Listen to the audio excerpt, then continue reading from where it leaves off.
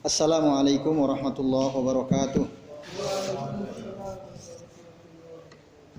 Innal hamdalillah nahmaduhu wa nasta'inuhu wa nastaghfiruh wa na'udzu billahi min shururi anfusina wa min sayyiati a'malina may yahdihillahu fala mudhillalah wa may yudlilhu fala hadiyalah. Asyhadu an la ilaha illallah wahdahu la syarikalah wa asyhadu anna Muhammadan abduhu wa rasuluh. Allahumma salli wa sallim wa barik ala Muhammad wa ala ali Muhammad kama sallaita wa barakta ala Ibrahim wa ala ali Ibrahim innaka Hamidum Majid. Rabbi shrah li sadri wa yassir li amri wahlul 'uqdatam min lisani yafqahu qawli. Amma ba'du. Ikhwas sekalian, a'azani Allah wa iyyakum ajmain. Ya, semoga kita semua yang hadir di majelis ini pada malam hari ini senantiasa dirahmati Allah Subhanahu wa taala. Amin ya Allah ya rabbal alamin. Alhamdulillah, ya, pada kesempatan malam hari ini kita bisa bertemu kembali di majelis kajian kitab Syarah Nawaqidul Islam, ya. Pada pertemuan yang lalu kita sudah membahas muqaddimah dan nakid al-awwal, ya. An-nakidul awwal, pembatal Islam yang pertama, yaitu apa? Kesyirikan, ya, kesyirikan. Yang kedua disebutkan wasani atau asani. Qala al-muallif rahimahullah, berkata penyusun kitab ini, asani yang kedua adalah man ja'ala bainahu wa bainallahi wasaita. Siapa saja ja'ala yang menjadikan bainahu wa bainallah, ya, wasaita, yang menjadikan perantara. Wasa itu perantara-perantara di antara dirinya dengan Allah. Jadi siapa saja yang menjadikan antara dia dengan Allah itu ada perantara. Dia beribadah kepada Allah, dia menggunakan perantara. Dia berdoa kepada Allah, dia gunakan perantara. Itu wasait. Wasitoh jamaknya wasait. Jadi dia kalau berdoa nggak langsung sama Allah. Nah, dia meminta tidak langsung kepada Allah, tapi ada perantara. Nah ini, ya. Lalu katakan yad'uhum, mereka berdoa, ya. Atau ia berdoa kepada siapa? Kepada perantara-perantara itu. Hum di sini perantara, yad'u pelakunya, wa yas'aluhum, dan dia meminta kepada si perantara ini asy-syafa'ah. Syafaat, syafaat itu pertolongan, ya. Wa yatawakkalu alaihim. Nah, dan di sini di dalam kitab antum mungkin nggak dijelaskan tuh. Wa yatawakkalu alaihim, dan dia bersandar, tawakal kepada perantara itu. Jadi sandarannya dia kepada si perantara tadi. Maka kafara ijma'an, orang yang melakukan hal ini dia kafir secara ijma' ahlul ilmi, ya, menurut kesepakatan para ulama. Nah, saya ulangi untuk mempertegas, ya, faktor yang kedua atau pembatal keislaman kedua, ikhwas sekalian, adalah seseorang yang menjadikan perantara antara dia dengan Allah. Lalu dia berdoa kepada si perantara itu, dia memohon kepada si perantara itu untuk memberikan syafaat atau pertolongan, dan lalu dia bertawakal, bersandar kepada si perantara tadi. Nah, inilah orang yang dia kafir dia ijma'an, berdasarkan ijma' para ulama. Ya, tawasul itu perantara, tapi tidak semua tawasul, ya. Nama lain dari wasito itu wasilah, wasail, wasait, ya. Nah, ikhwas sekalian, a'azani Allah wa iyyakum ajmain. Ini, ya, sikap menjadikan perantara antara dia dengan Allah ini lebih khusus daripada kesyirikan yang kita sudah bahas pada pertemuan sebelumnya. Kalau syirikan umum, lebih umum. Ini juga bagian dari kesyirikan, tapi lebih khusus. Ini juga bagian daripada syirik karena dia menduakan Allah, kan? Mintanya sama makhluk. Dulu orang-orang kafir Mereka beribadah kepada siapa? Allah katanya. Tapi lewat perantara apa? Patung-patung. Patung-patung. Kan ada patung Lata, Uzza, Manat. Itu ada. Kalau tanya kamu kenapa nyembah? Enggak, kami enggak nyembah patung sebenarnya. Kami menyembah Allah. Ini hanya sekedar perantara saja. Gitu. Maka kafir dia. Sama orang Nasrani barangkali ya. Ada salib, ada Bunda Maria. Atau kalau di Buddha itu mungkin ada Siddhartha Gautama ya, ada patung besar itu ya. Itu Hindu atau Buddha tuh? Yang mereka sembah-sembah. Buddha. Siddhartha Gautama itu ya? Nggak tahu. Iya, tokohnya lah, ada tokohnya, ya, ada tokohnya. Nah, itu mereka jadikan perantara supaya sampai keinginan mereka kepada Tuhan. Maka kalau dalam ilmu perbandingan agama itu ada istilah esoteris, eksoteris katanya. Dulu saya pernah belajar, ya salah satu mata kuliah ada ilmu perbandingan agama. Sesungguhnya secara esoteris, secara inti, semua agama itu sama. Yang dituju itu satu titik yang sama, yaitu Allah Azza wa Jalla. Ya. Satu nama yang sama. Satu zat yang sama tapi beda nama kalau katanya ya itu. Dan itu emang dari dulu udah begitu ya, maksudnya kajian tentang hal ini begitu.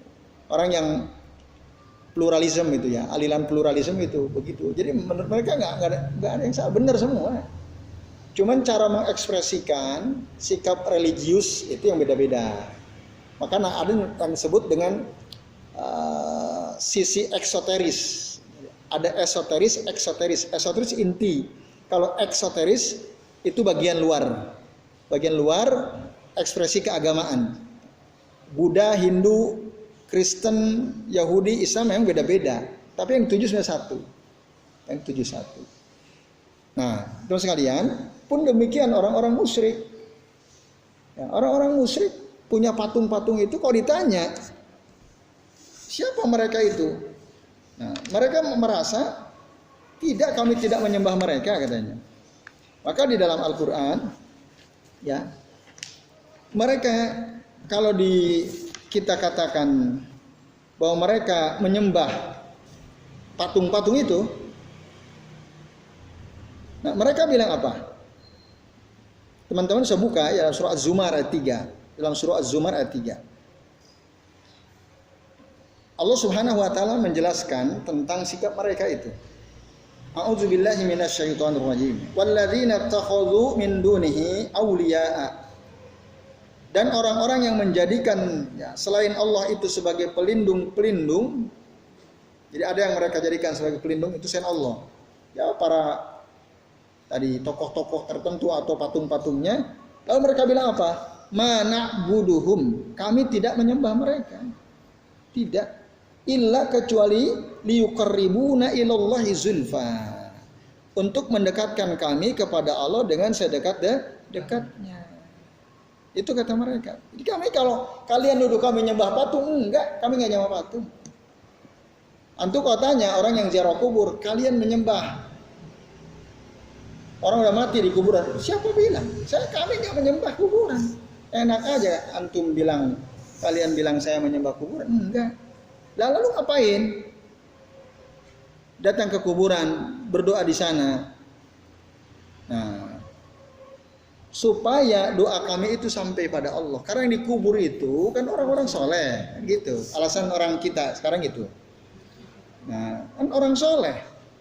Orang kafir juga begitu. Kami tuh nggak nyembah patung. Wong patung bisa apa? Mereka juga sadar kalau patung bisa ketawa nggak bisa kentut nggak juga. Ya.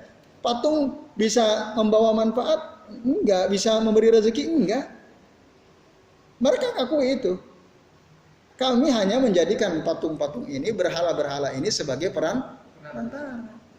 Coba tanya, orang yang ziarah kubur, ya berdoa di kuburan, lalu dia meyakini bahwa kalau dia berdoa di situ, doanya diijabah.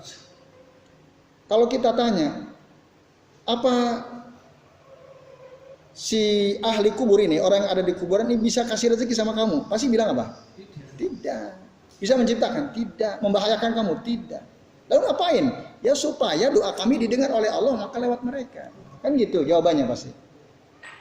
Nah itu ya. Maka ini ada dalam kitab Kasfus Syubhat ya. Ini subhat-subhat yang harus dibuka. Sesungguhnya sikap mereka itu sama aja dengan orang kafir.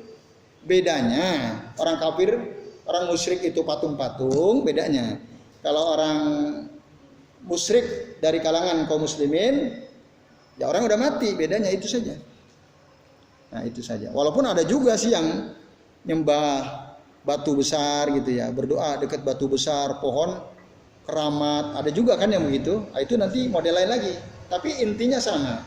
Mereka menjadikan sesuatu selain Allah itu sebagai perantara. Maka mereka bilang, "Ma na'buduhum illa liyuqarribuna ilallahi zulfa." Coba perhatikan ayat ini, tadi ya surah Az-Zumar ayat 3. Lalu Allah mengatakan, "Innallaha yahkumu bainahum fima hum fihi yakhtalifun." Sesungguhnya Allah lah nanti yang akan menetapkan hukum di antara mereka dalam perkara yang mereka perselisihkan. Kan berselisih itu orang. Menurut sebagian dari kita, berdoa di kuburan orang soleh itu mustajab. Karena mereka hidup di sisi Allah. Maka kalau kita ingin doa kita dikabul oleh Allah, punya hajat, punya keinginan, atau kita memohon supaya diangkat kesulitan hidup kita, datang ke kuburan si fulan. Yang kemarin saya sudah bahas itu. Kalau kalian mau menghadapi ujian UAN, yuk kita ziarah kubur, berdoa supaya kalian lulus semua. Kan gitu. Nah, karena mereka itu mendengar. Menurut kita, enggak, itu enggak ada manfaatnya. Menurut mereka itu ada manfaatnya. Ada perselisihan nggak di sini? Ada kan? Maka di sini Allah katakan, "Innallaha yahkumu bainahum fima hum fihi yakhtalifun." Nanti Allah yang menetapkan hukum dalam perkara di mana mereka berselisih. Innallaha la yahdi man huwa kadzibun kafar. Sesungguhnya Allah tidak akan memberi petunjuk kepada orang yang kadzibun, berdusta, kafarun, orang kafir. Jadi Allah berikan dua lakob. Bagi siapa? Bagi orang-orang yang menjadikan perantara antara dia dengan Allah. Lakobnya apa? Kadzib, kafar. Ini dia. Dasarnya kuat sekali. Ya. Jadi orang yang menjadikan perantara antara dirinya dengan Allah, maka Allah beri dia dua gelar. Kadzib, pendusta dia, bohong dia. Yang kedua, kafar. Orang kufur, kafir itu berarti kan imannya udah lepas.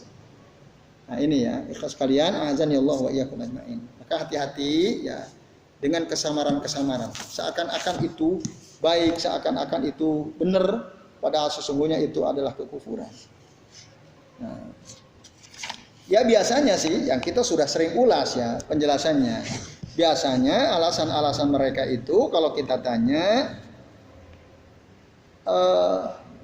ya karena mereka orang soleh. Orang soleh itu dekat sama Allah. Bahkan dalam Al-Quran ada dasarnya. Mana dasar kalau kita tanya? Ada. Yaitu dalil tentang apa itu? Ada dalam Al-Quran yang ayat berbunyi, La tahsabannalladzina kutilu fi sabilillahi amwatan bal ahya. Itu ya. Dalam surah apa itu? La tahsabannalladzina qutilu fi sabilillahi amwatan bal ahya. Amwatan bal ahya. Nah, Bapak, teman sekalian bisa cari, buka ya. Silakan buka. La tahsabannalladzina zalamu minkum. Alladzina qutilu fi sabilillahi. Surah Ali Imran ayat 169. Buka silakan.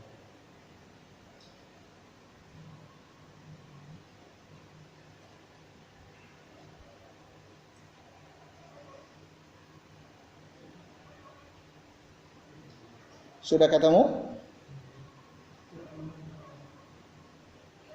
Udah ya? Surah Ali Imran ayat 16.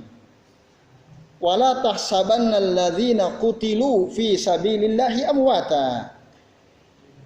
Allah yang mengatakan, Allah yang bilang, janganlah kamu sekali-kali ya, mengira bahwa orang-orang yang terbunuh di jalan Allah itu mati. Allah yang bilang. Bal ahya, bahkan mereka itu hidup inda rabbihim, di sisi Tuhan mereka, yurzakun, mereka dikasih rezeki. Allah yang bilang, hidup di sisi Allah, dikasih rezeki. Nah, kalau kita baca lagi ayat bawah, ayat berikutnya, ayat 170-nya. Farihina bima atahumullahu min fadlih. Mereka bergembira dengan apa yang Allah telah berikan kepada mereka dari karunia-Nya. Wa yastabshirun, dan mereka mendapatkan kabar gembira billadzina lam yalhaqu bihim min khalfihim, dengan orang-orang yang belum menyusul mereka, generasi di belakang mereka.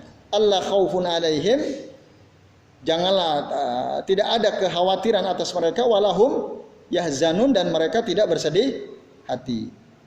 Wa yastabshiruna bi ni'matin minallah, mereka bergembira dengan nikmat dari Allah, wa fadl, dan karunia dari Allah, wa annallaha la yudhi'u ajral mu'minin, dan sesungguhnya Allah tidak menghilangkan pahala orang-orang beriman, dan seterusnya.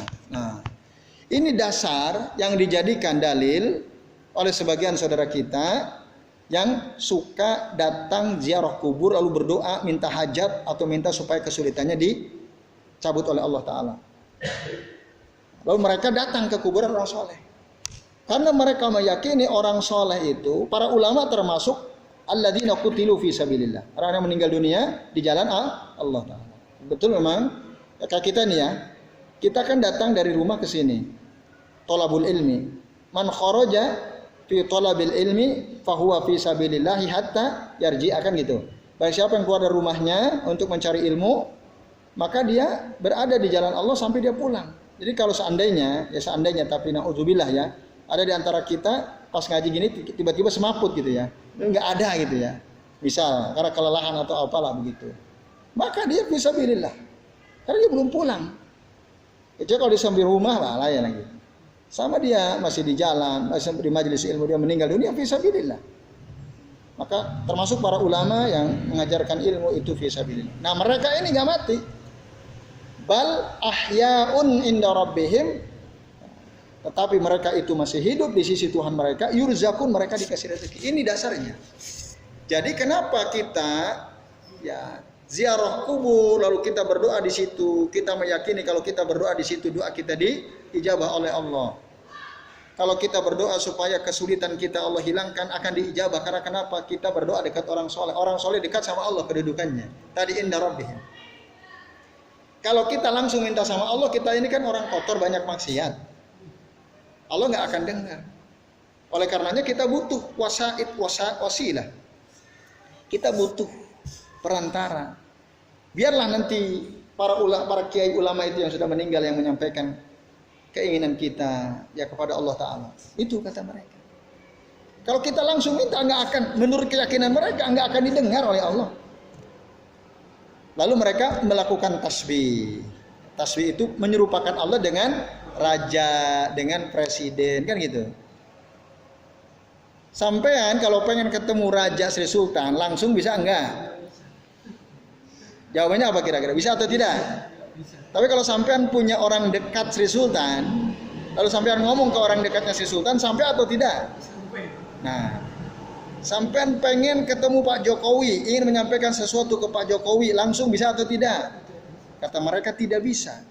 Tapi kalau sampean dekat dengan Pak Menterinya, Sekretaris Negara misalnya, atau siapalah, nggak usah sebut nama kita Nah, yang dekat sama presiden, kita ngomong ke dia, kira-kira pesan kita sampai nggak ke presiden? Kalau kita ngomong ke orang dekatnya, sampai kan? Nah, walaupun belum tentu juga sebenarnya. Nah, ini terus sekalian. Jadi mereka mentasbih, menyerupakan Allah dengan presiden, menyerupakan Allah dengan raja. Ini aja udah syirik. Dia menyerupakan. Itu bahaya, itu melakukan tasbih itu. Nah, itu nggak boleh seperti itu. Kita nggak boleh. Berarti kita sudah mencoreng tauhid asma dan sifat kita. Nah, merusak tauhid kita. Maka nggak bisa argumen logis itu nggak bisa diterima karena bertentangan dengan dalil. Satu, dia sudah melakukan tasbih, sementara Allah bilang laisa kamislihi syai'un. Tidak ada yang serupa dengan Allah. Kok Allah diserupakan dengan presiden? Kok Allah diserupakan dengan raja? Nggak bisa. Itu satu. Kebatilannya di situ satu. Yang kedua, Allah itu lebih senang kalau kita langsung minta kepada Allah.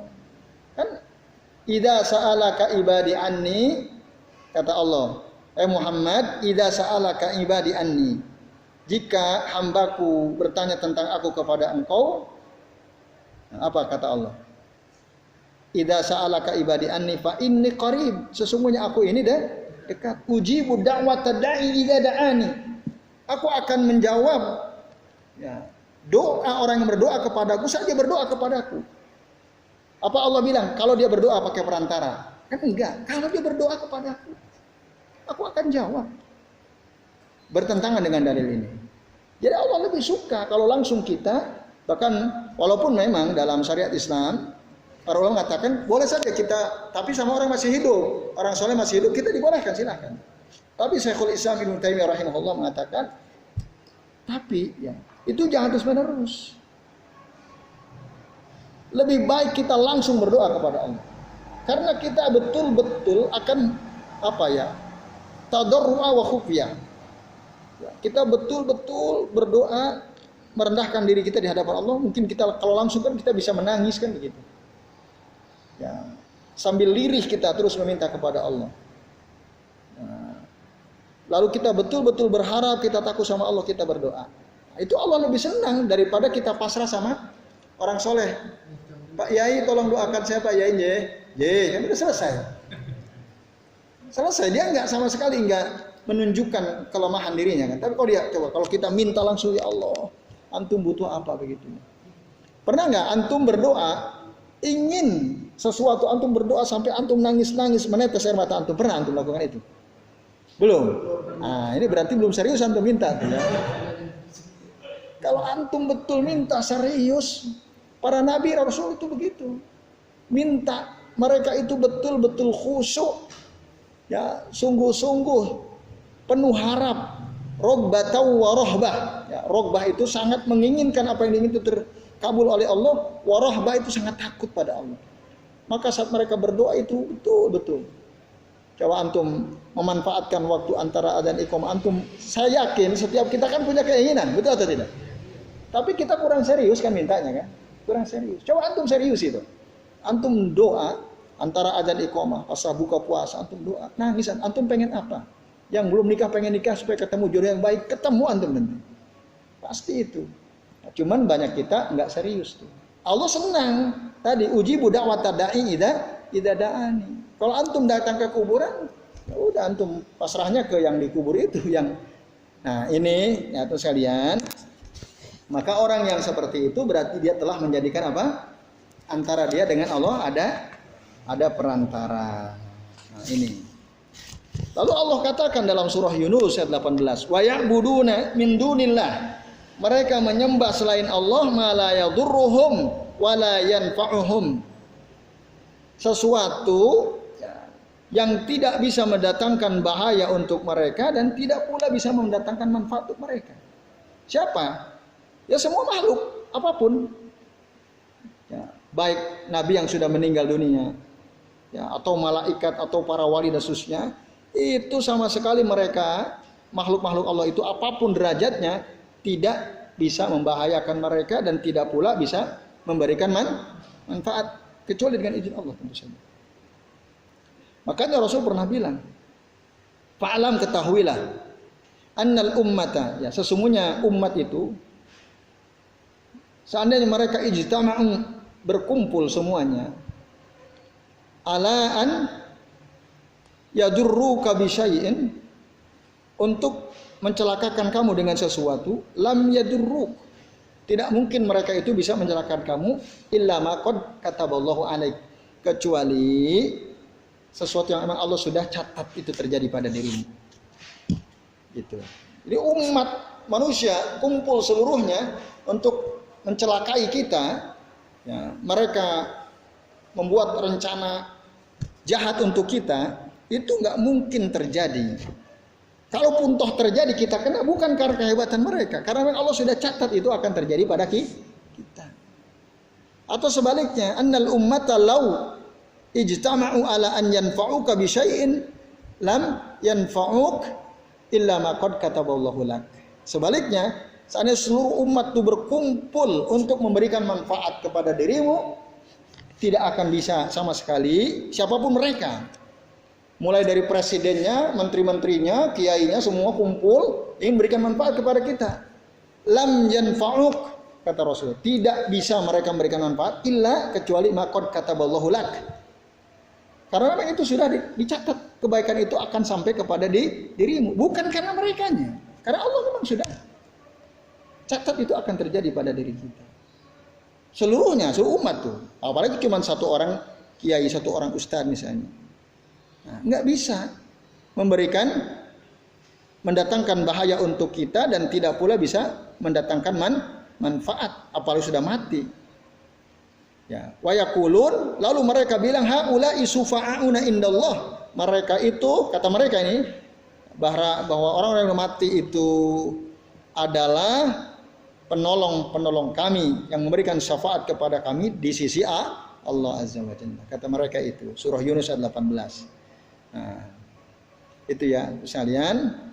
Nah, lalu lanjutan ayatnya Allah bilang, qul atunabbi'unallaha bima la ya'lamu fis samawati wala fil ard. Katakanlah Muhammad, apakah mereka memberitahu Allah tentang sesuatu yang Allah tidak ketahui? Tentang sesuatu yang Allah tidak ketahui. Jadi artinya mereka menganggap ada sesuatu yang Allah tidak tahu, sehingga mereka butuh perantara antara dia dengan Allah. Ini secara langsung kan menganggap Allah tidak ada sesuatu yang Allah tidak tahu. Nah, katakan Muhammad, apakah mereka memberitahu Allah dengan sesuatu yang Allah tidak ketahui baik di langit maupun di bumi? Subhanahu wa ta'ala amma yusyrikun. Maha suci Allah dan maha tinggi Allah dari sesuatu yang mereka sekutukan.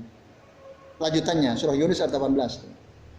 Nah, ini itu sekalian. Jadi Allah itu lebih senang kalau kita langsung berdoa kepadanya. Nggak usah kita jadikan ada perantara antara kita dengan Allah. Nah, maka siapa saja yang menjadikan ada perantara antara dirinya dengan Allah, bahwa kadzibun kafar, kan itu tadi ya, dalam surah Az-Zumar ayat 3 itu dasarnya. Kadzibun kafar. Makanya ini menjadi salah satu pembatal Islam. Terus piye caranya kalau saya ingin taubat? Ya, karena sudah batal keislamannya, udah kafir dia, ya dia tajdidu syahadatain, dia perbaharui syahadat. Bisa ada di antara antum, di antara kita ini, yang pernah dulu kalau doa datang ke kuburan, dia meyakini kalau saya berdoa dekat kuburan Sunan Kalijaga, Sunan Bonang, Sunan Ampel misalnya, pasti doa saya akan dikabul. Oh iya, ternyata setelah saya 3 kali berturut-turut ziarah kubur ke makam Wali Songo, bisnis saya lancar. Wah, bisnis saya lancar loh, Tan. Wah, bingung lagi tuh kita. Terbukti manjur. Ya, setelah saya berdoa ke Wali Songo itu betul Pak, gak ada. Dia mengatakan bisnis saya jadi lancar. Dulu nggak laku-laku, tapi setelah saya ziarah kubur laku. Laris. Gimana tuh antum jawabnya? Nah, jadi ikhlas sekali ini ujian. Jadi Allah hendak menguji dia. Apakah ya yang dia yakini Allah yang melapangkan rezekinya atau disebabkan karena ziarah kuburnya itu? Nah, itu. Dan nanti itu ujian juga buat kita yang lain. Nah, sehingga dia meyakini bahwa ziarah kubur itulah yang membuat dagangan dia jadilah laris. Ya, kita harus bantah, bukan. Karena ente ditakdirkan oleh Allah, dagangan ente lah laris. Kalau begitu logika ente, ada nggak orang sukses nggak ziarah kubur tapi lebih sukses dari ente? Ada nggak? Ada nggak? Ayo coba jawab. Ada nggak orang bisnisnya lebih sukses daripada tadi misalnya tukang bakso? Dia kan merasa setelah dia ziarah kubur 3 kali, baksonya laris. Sekarang kita tanya, ada enggak orang lebih sukses dari ente tanpa ziarah kubur? Ada enggak? Berarti bukan ziarah kubur yang membuat ente sukses kan? Allah. Kan gitu gampang sekali mematahkan logikanya. Nah, seandainya karena ziarah kubur itulah kesuksesan bisa didapatkan, maka pasti semua orang yang bisnisnya sukses itu berarti sudah ziarah kubur semua. Kan tidak semua. Ya, tidak semua. Bahkan ada yang sangat anti terhadap ziarah kubur, sukses. Ada nggak? Banyak. Anti dia ziarah kubur, tapi bisnisnya jauh lebih sukses daripada orang yang suka ziarah kubur misalnya. Nah, ini menunjukkan bahwa sesungguhnya kesuksesan usaha seseorang itu bukan karena ziarah kuburnya, karena Allah, ya Allah. Nah, itu juga ujian tentu saja untuk kita, ya ikhwas sekalian, a'azani Allah wa iyyakum ajma'in. Nah, maka berdasarkan surah Az-Zumar ayat 3 inilah, ya dalam kitab ini disimpulkan bahwa menjadikan perantara antara dirinya dengan Allah itu adalah pembatal keislaman, karena Allah mengatakan, ya innallaha la yahdi man huwa kadzibun kafar. Udah gitu dia nggak dapat petunjuk tuh dari Allah. Kan ngeri banget tuh. Orang kalau udah dicabut petunjuk Allah, man yudlilhu falaha hadiyalah. Orang kata Rasul sering sekali mengucapkan itu dalam mukadimah khutbahnya. May yahdihillahu fala mudillalah wa may yudlilhu falaha hadiyalah. Orang yang oleh Allah disesatkan, nggak ada orang bisa ngasih petunjuk ke dia, nggak bisa. Nauzubillahi min dzalik, ya, di keadaan seperti itu sekalian. Semoga Allah jauhkan kita, ya. Nah, baik. Cuma begini.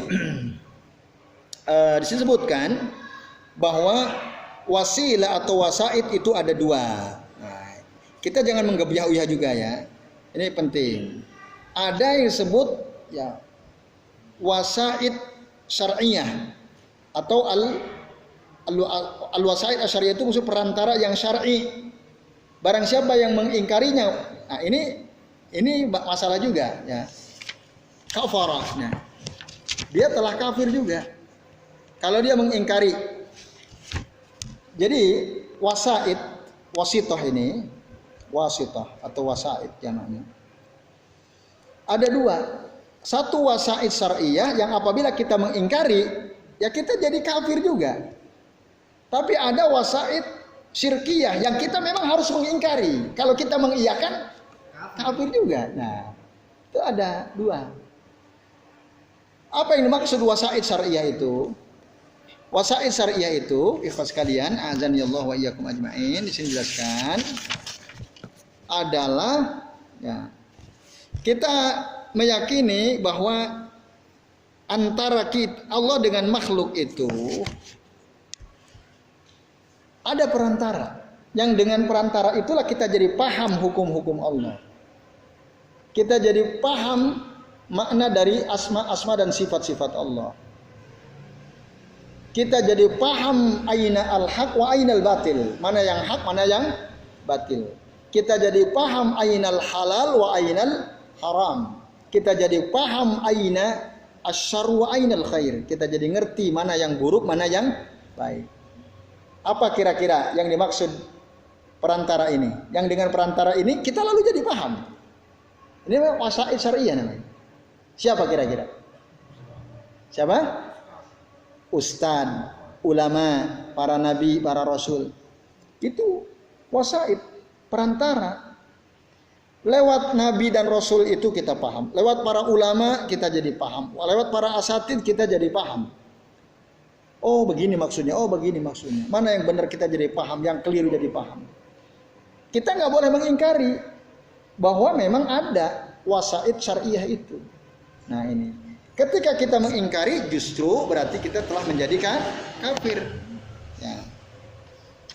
Gitu, ikhwas sekalian. Kalau kita mengingkari keberadaan Nabi dan Rasul sebagai, kalau para ulama, para ustadz kan pewaris ya, para nabi kan. Ya, setelah Nabi Rasul meninggal memang diwariskan tugas itu ya kepada para ulama. Yang paling pokok adalah Nabi dan Rasul itu. Mereka itulah yang disebut wasaid syar'iyah itu. Perantara yang bersifat syar'i. lewat risalah yang dibawa oleh para nabi dan rasul, nah, kita jadi paham ya, mana yang benar, mana yang batil, mana yang baik, mana yang buruk, mana yang halal, mana yang haram dan seterusnya. Maka Allah Ta'ala di dalam Al-Quran surah An-Nisa ayat 165 berfirman, rusulam mubasyirina wa munzirin. Para rasul itu ya bertugas memberi kabar gembira dan memberi peringatan li alla yakuna linnasi 'alallahi hujjah, supaya manusia tidak lagi punya alasan di hadapan Allah atau kepada Allah ba'dar rusul, setelah Allah kirim para rasul. Supaya mereka, ya Allah kan saya nggak tahu. Nggak boleh gitu. Udah ada rasul kok ente bilang nggak tahu. Iya ya Allah saya nggak paham, ya ente sama ini ngaji nggak ente, itu salah ente. Kan rasul sudah diutus, ya kan? Al-Quran sudah disampaikan, hadis-hadis sudah disampaikan, para ulama sudah menyampaikan. Lah kok ente sampai sekarang nggak tahu? Iya ya Allah kalau saya malas ngaji, ya itu salah ente. Udah malaikat sikat tuh habisin, beres. Nah itu. Jadi nggak ada hujah kita nanti, udah nggak ada alasan, karena semua sudah tersedia kan. Para ustadz, tapi ustadz yang lurus-lurus ya, cari yang ustadz lurus-lurus ya. Nah, yang jelas rujukannya maksudnya. Dia selalu berusaha merujuk pada Quran Sunnah. Itu bukan asal ngomong aja pakai logikanya ya. Nah, ini masalah agama harus rujukannya harus jelas. Ya. Nah itu teman sekalian, maka udah kita nggak bisa punya alasan karena semua disampaikan. Perkara ustadz itu nggak mendatangi ente, ya itu bukan ente yang benar, ustadz yang salah. Ya. Perkara ilmu nggak mendatangi ente, ya yang harus datang kepada ilmu ya ente. Al ilmu yu'ta wa la ya'ti, kata para ulama. Ilmu itu tidak datang tapi datangi, ente datang. Jauh-jauh dari Sorowajan misalnya, atau dari Semaki, Pawikan gitu ya. Datang karena ingin dapat ilmu, bukan ilmu datang ke sana. Tapi emang kita harus datangi ilmu. Nah, nanti kita baru dapat ilmu. Gitu. Nah, saya itu udah nggak ada hujah, kita nggak punya hujah. Kalau saya nggak tahu kata orang begini, ya itu nggak bisa lagi. Ini teman sekalian ya, ini perlu dikasih garis bawah. Jadi kita nggak bisa berhujah di hadapan Allah. Saya nggak tahu, nggak bisa lagi. Apalagi kita yang tinggal di daerah yang akses ilmu kan mudah banget kan, mudah banget. Ya. Kita bisa akses lewat Google, lalu kalau masih ragu tanya kan kepada ustadz yang kira-kira antum percaya. Nah, lalu antum musyawarah antum tanyakan. Itu. Nah, tapi banyak nggak orang yang malas cari ilmu? Banyak atau tidak? Banyak banget. Malas dia. Pak Reno. Pak Reno ini jauh-jauh nih dari Wuri Soban nih. Jauh dari Wuri Soban. Karena tadi al ilmu yu'ta wala ya'ti, ilmu memang didatangi supaya kita dapat ilmu. Nah ini ya, jadi itu berdasarkan surah An-Nisa 165 tadi, bahwa Rasul itu adalah perantara antara kita dengan Allah. Lewat para Rasul itulah kita jadi tahu ya, mana yang diperingatkan oleh Rasul, mana kabar gembira yang disampaikan oleh Rasul.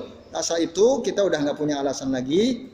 Wa kana Allahu azizan hakima, dan Allah itu maha perkasa lagi maha bijaksana.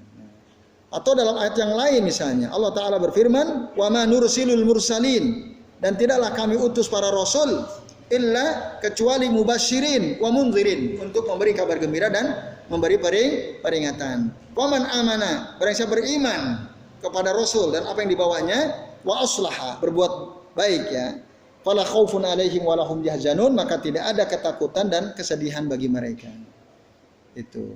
Ya, kita terus beriman, melakukan perbaikan tentu sesuai dengan yang diajarkan oleh Rasul sallallahu alaihi wasallam. Ini ikhwas sekalian, a'azani Allah wa iyyakum ajmain.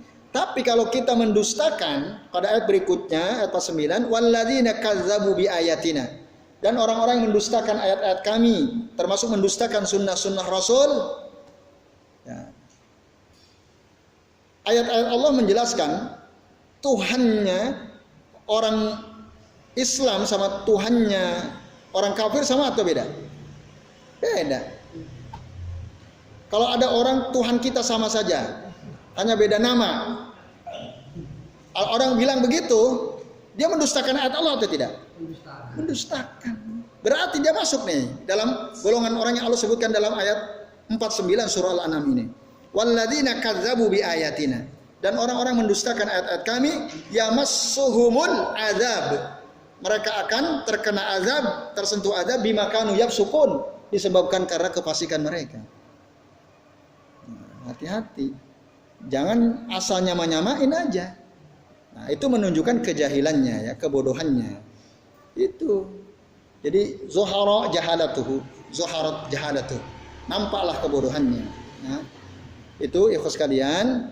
Jadi ini ada yang disebut wasaid syar'iyah ya, perantara yang syar'i. Kalau sekarang Nabi dan Rasul udah nggak ada, berarti ulama-uddin, ulamaul ilm ya. Orang-orang betul berilmu. Ya, orang-orang betul-betul berilmu dan kokoh dalam agama. Ya. Ini adalah merupakan wasaid. Wasaid itu perantara antara kita dengan Allah. Ya. Dalam apa? Dalam hal menyampaikan risalah Allah itu.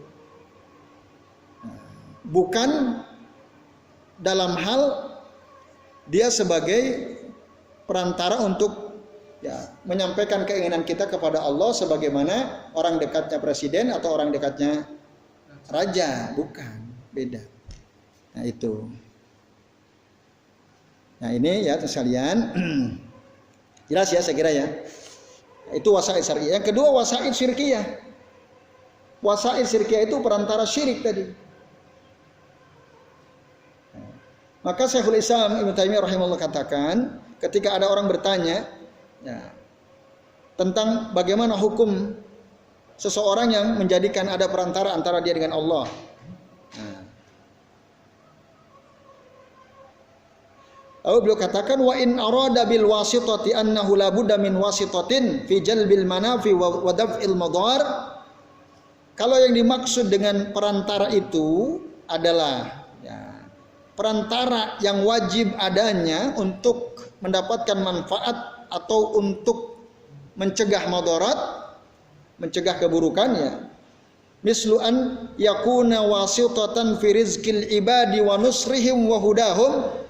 Seperti ya, misalnya harus ada perantara kalau kita ingin dapat rezeki ya, yang dapat bisa memberikan rezeki kepada para hamba, bisa memberikan pertolongan, bisa memberikan petunjuk.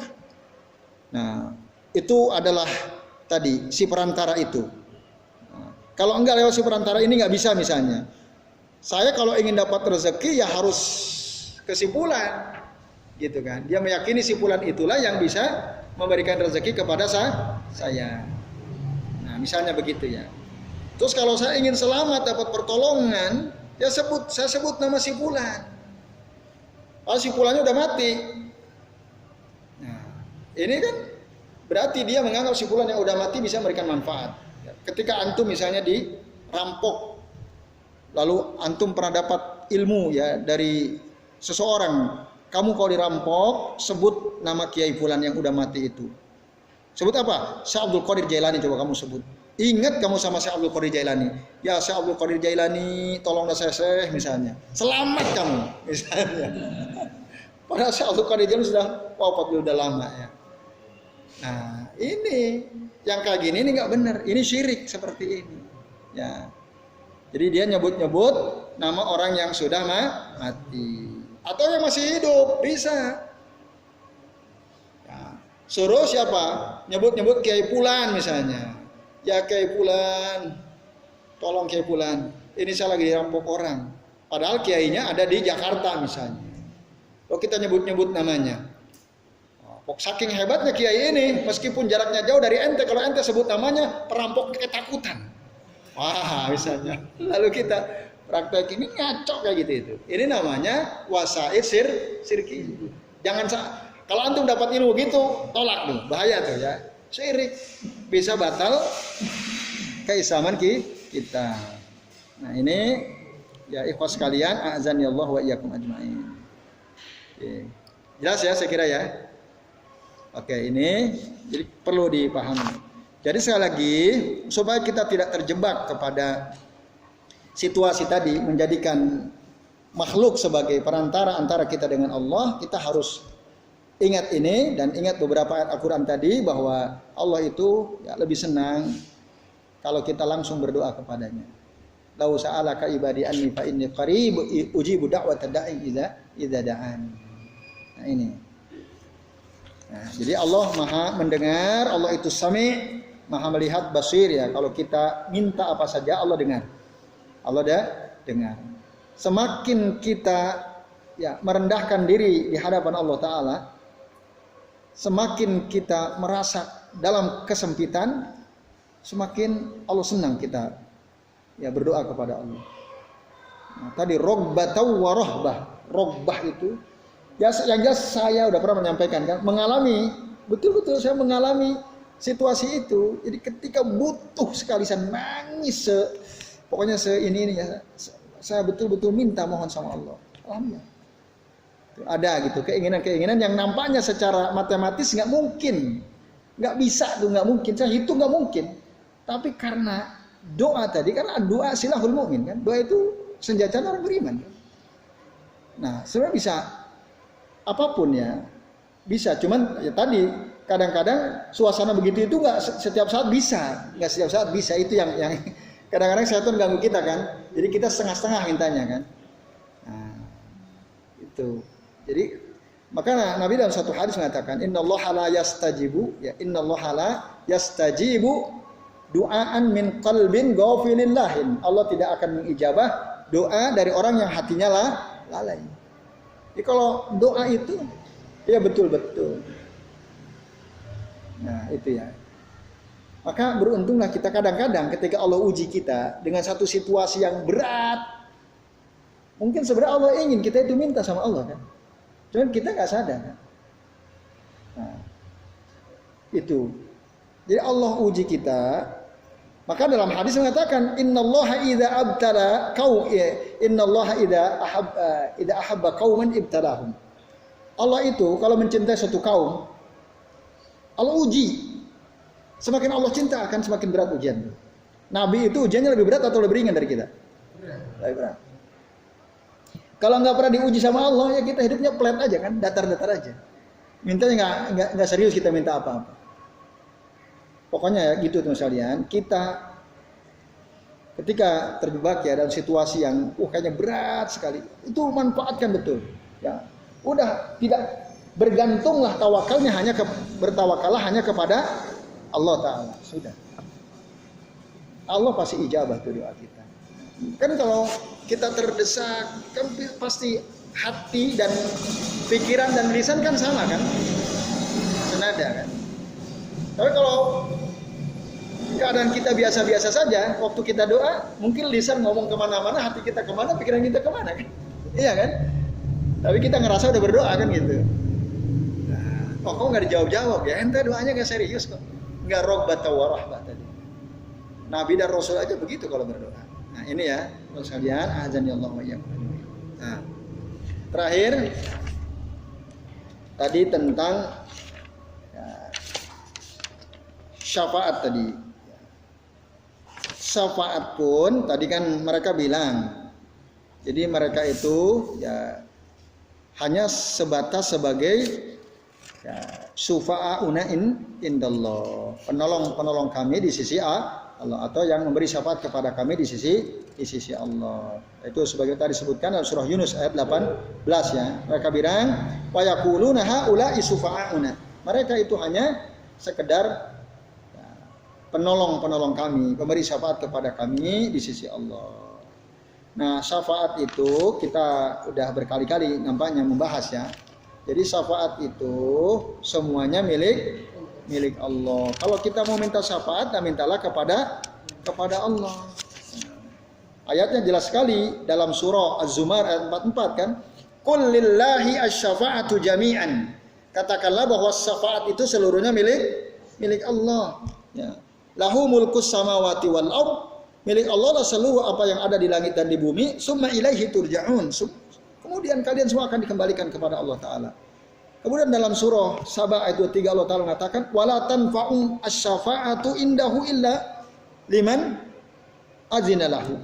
Tidaklah bermanfaat ya, syafaat di sisi Allah kecuali bagi orang yang diizinkan untuk mendapat syafaat. Atau dalam ayat kursi juga begitu. Atau dalam ayat yang lain, illa limanir tadha, kecuali orang yang Allah ridhai. Ya kalau orang berbuat syirik Allah ridho nggak? Tidak. Artinya nggak mungkin dia dapat syafaat, udah syirik kok. Menduakan Allah. Nah, ini ya sekalian. Oleh karena itu, ya syafaat itu ada dua. Ada syafaat musbitah, ada syafaat manfiyah. Musbitah itu memang benar ada syafaat. Bagi siapa? Bagi yang memenuhi dua syarat. Satu, dia mendapatkan, ya orang yang memberikan syafaat dapat izin dari Allah. Yang kedua, dia diridhoi oleh Allah Ta'ala. Itu pasti. Pasti itu. Rasul nanti di hari akhir di hadapan pengadilan Allah, ketika situasi sangat mengerikan, datang kepada Allah, sujud tersungkur, Allah bilang, irfa ra'sak, angkat kepalamu ya Muhammad, mintalah tu'to, kamu minta akan dikasih. Kalau kamu minta syafaat, minta izin untuk memberikan syafaat, maka Allah kasih kemampuan untuk bisa memberikan syafaat. Tapi minta dulu, Allah izinkan. Tapi apakah otomatis setelah Allah izinkan Rasul bisa memberi syafaat, semua umat yang dapat syafaat? Kita udah bahas dalam kitab sebelumnya. Dalam kitab Fadlul Islam, di bagian terakhir kan. Lebih banyak yang masuk neraka atau surga umatnya Rasulullah?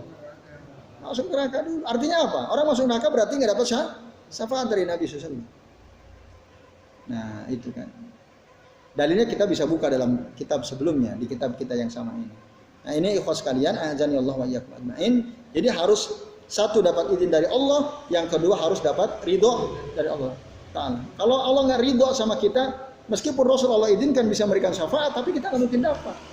Makanya Rasul bingung, itu umat, kenapa mereka digiring? Innaka la tadri, nah, sesungguhnya engkau Muhammad tidak tahu. Ma ahdatsu ba'daka, perkara baru apa yang mereka lakukan setelah sepeninggal engkau ya Muhammad. Udah. Artinya Rasul udah nggak bisa apa-apa. Bahkan Rasul bilang suko, menjauh kamu. Rasul aja nggak ridho, ya, diusir sama Rasul. Saya jauh. Nah, walaupun beliau melihat wajah kita, kaki kita, tangan kita bercahaya, tapi setelah dijelaskan, Rasul bilang suko, menjauh kamu. Nah, kan ngeri itu. Nah ini, jadi syafaat musbitah itu kalau memenuhi dua syarat tadi. Dan yang kedua, syafaat al-manfiyah, artinya syafaat yang dinafikan, ya, dinafikan, artinya nggak ada manfaatnya syafaat itu, nggak bisa. Nah, yaitu syafaat yang seperti apa yang nggak bisa? Yaitu yang disebut dengan as-syafaah asyirkiyah, syafaat ya, yang mengandung kesyirikan. Kita minta syafaat, tapi di situ mengandung kesyirikan. Seperti tadi saya jelaskan.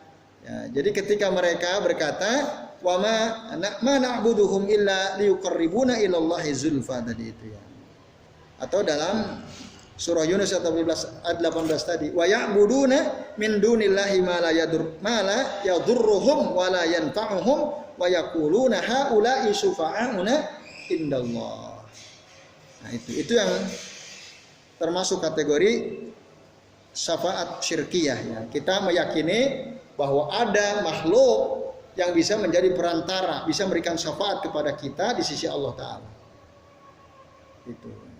Padahal hanya Allah lah yang bisa ya, memberikan manfaat atau mendatangkan madarat atau mencegah madarat. Hanya Allah, tidak ada yang lain. Nah ini. Lalu sini katakan, wa'lam ketahuilah anna hadhihi syafa'ah syirkiyah laha suratani. Bahwasanya syafa'ah syirkiyah itu ada dua gambarannya. Yang pertama adalah an yas'alal mayyita inda qabrihi asy-syafa'ah wal wasaid atau wal wasitah. Yaitu seseorang meminta kepada si mayit di samping kuburannya supaya si mayit itu menjadi syafaat atau perantara antara dia dengan Allah.